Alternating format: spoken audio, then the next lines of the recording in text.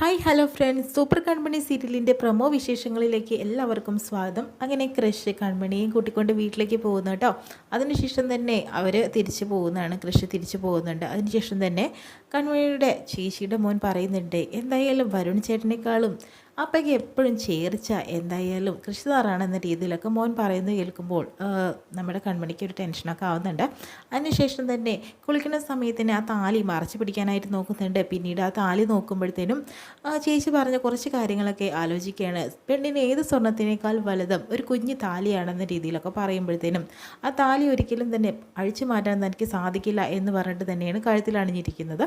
അതിനുശേഷം തന്നെ കൃഷ്ണൻ്റെ വീട്ടിലാണ്ടോ കാണിക്കുന്നത്. അച്ഛനും അമ്മയും സഹോദരിയൊക്കെ ഇരിക്കുന്ന സമയത്ത് തന്നെ അമ്മ പറയുന്നുണ്ട്, ഇന്ന് ഇങ്ങനെയൊക്കെ നടക്കാൻ തന്നെ കാരണം കൺമണിയാണ്. അവളില്ലായിരുന്നെങ്കിൽ നമ്മുടെ എല്ലാ അഭിമാനവും നഷ്ടപ്പെട്ടു പോയേനെ. അതുകൊണ്ട് കൺമണിയെ ഒരിക്കലും തന്നെ നമ്മൾ സ്റ്റാഫായിട്ട് ഇനി കാണാനായിട്ട് പറ്റില്ല. നമ്മുടെ വീട്ടിലെ ഒരു അംഗത്തെ പോലെ തന്നെ അവളെ കാണണം എന്ന രീതിയിലൊക്കെ പറയുന്നുണ്ട് കേട്ടോ. ഇത് കേൾക്കുന്ന കൃഷ്ണന് ആകെ ഒരു ടെൻഷൻ പോലെയൊക്കെ ആവുന്നുണ്ട് കേട്ടോ. അത്രയും കാണിക്കാം കേട്ടോ.